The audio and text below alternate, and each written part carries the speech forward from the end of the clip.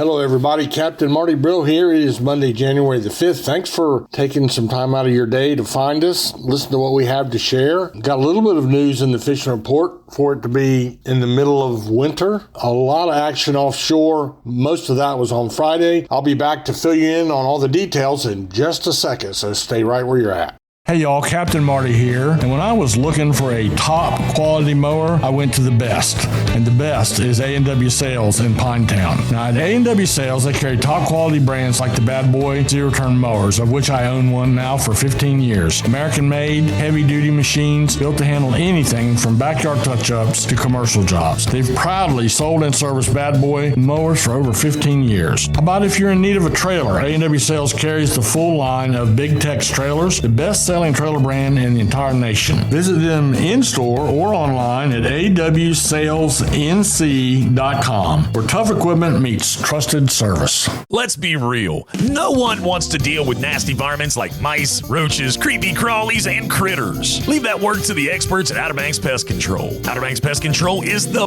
best on the beach when it comes to eradicating those unwanted creatures. They've been in business for over 25 years with well over 100 years of combined extermination experience. Specializing in both commercial and residential properties, Outer Banks Pest Control has all the tools and equipment necessary to take on any pesky job. They pride themselves on top quality customer service and workmanship. Hey, if it ain't red and yellow, it's just some coattail riding fella. Outer Banks Pest Control, the best on the beach with a proven track record of excellence since the year 2000 and online at outerbanks-pestcontrol.com.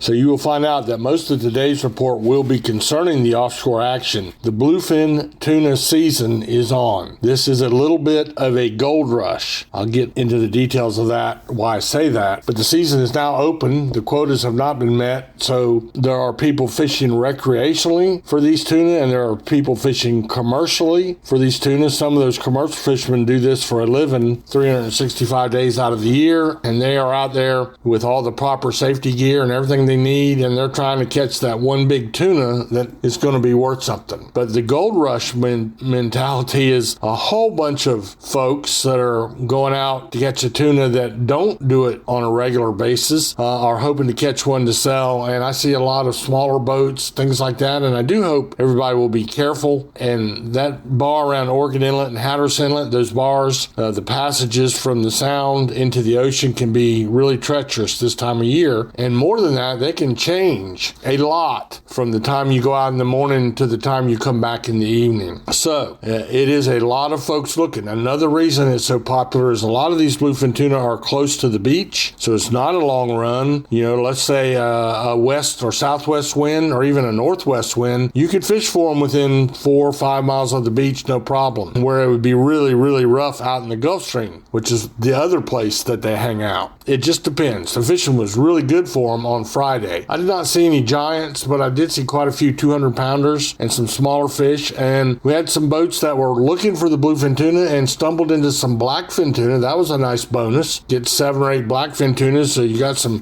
tuna to put on the grill, because you're very limited in what you can keep with the bluefin tunas. So you can only keep 1 or 2 a day of the schooling-sized bluefins and 1 a year of the giants, and that's kind of very, very general terms. It depends on who you are and what your permit says. But also king mackerel, the king mackerel are out there, and there are plenty of king mackerel. We have a commercial fleet catching those, and that's just nothing but a blessing. We are really thrilled about that. So that's what's going on in the offshore fishing. And then when we jump back into the beach, it's pretty slow. That sea mullet bite that we talked about all through last week seems to have kind of died out. There's just not many sea mullet. There was a few puppy drum caught around Ramp 55. There's some sharks and rays being caught up and down the beach, but the sea mullets were the thing you were really hoping for, and there was some good catches last week, but at least as of yesterday, I couldn't see much report about that. We had a lot of wind, kind of breezy, kind of cold, and it's just the nature of the beast when you're talking about January. So we'll take a little break right here, and I'll come back and talk to you a little bit about the backcountry and also a little bit about where some of our traveling boats are.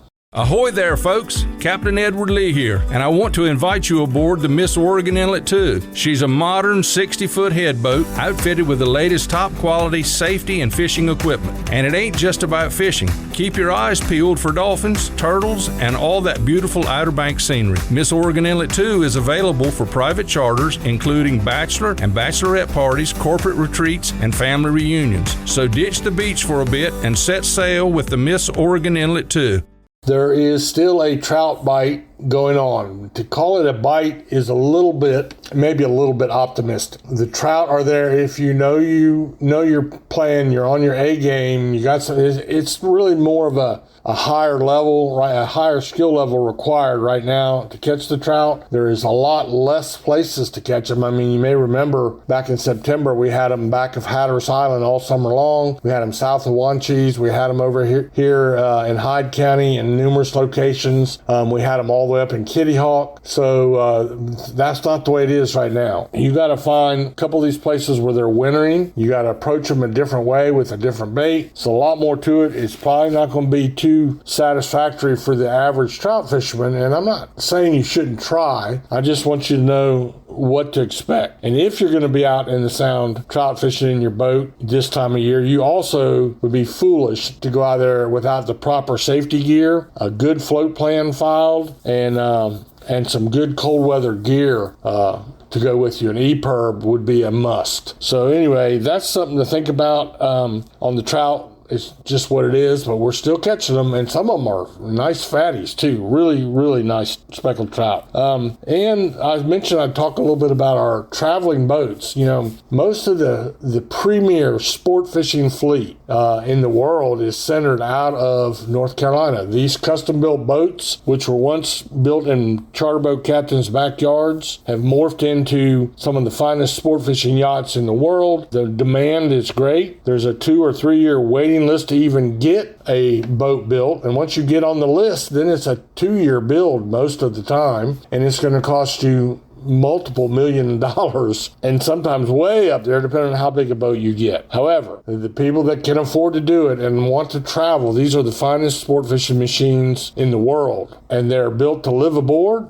Their crews fish together in tournaments and competitions year-round. And nowadays, no port is too far away. A lot of these boats over the last month or 6 weeks have been loaded onto the deck of specially equipped freighters. 7, 8, 10 of these big 60, 70-foot Bayless and Spencer and lots of other sport fishing brand names, Vikings and Richie Howe and all these guys that build these big boats. Jarrett Bay down in Morehead City, Weaver. They're all loaded now, either in Morehead City, some of them were loaded in Fort Lauderdale, and then the crew flies in a jet to wherever they're headed, and the ship with these boats, they lift them up on a crane onto the deck of these boats and then spot weld them, and they put them in a cradle which is spot welded to the deck, and then they make the trip down through the Panama Canal, and that's the ones that are going over to the Pacific. Over on that side, they're fishing Los Sueños a lot. That's Costa Rica, and there are other locations north and south of there also in Costa Rica. That's probably the number one destination, and we get a lot of our families of these sport fishermen. That's a great place, a great vacation spot too. So you can combine a trip to Los Sueños, and while your husband or wife is out fishing, you could be climbing the mountains and feeding iguanas or whatever. Also, Mexico, Cabo San Lucas is a name a lot of people know about. They just had the Bisbee's Billfish Tournament down there. That's another spot on the Baja Peninsula. Really good fishing. Most of those trips are 2 and 3 days long a piece. But the neat thing is all that over there is calm water. They tell me it's calm almost every day. But then closer to home, what used to be an exotic trip to me when I was a young mate was getting invited to go to the Bahamas, and I had some great luck fishing with Pete Boyness on the Ship's Cafe and Sam Stokes on the Fighting Lady, and we went over to the Bahamas, and we do have several boats over there now. Still really good that's more of a blue marlin bite, but we have boats fishing the Bahamas as well. In fact, several of those boats are actually available for charter. So by calling Pirates Cove Marina or Oregon Inlet, you can inquire if any of their boats are in the Bahamas or in Costa Rica for that matter, and available for charter. You might be surprised. It's not much different. The only difference in cost is basically the cost of airfare. So keep all that in mind. That's pretty much all I have for you as we roll into a new week. I do hope that you get your tackle geared up. This is the time to get drag washers worked on, guides repaired, line changed on your reels, and make your plans for 2026 because it's going to be a fishy year. So have a great day and let the good Lord bless you.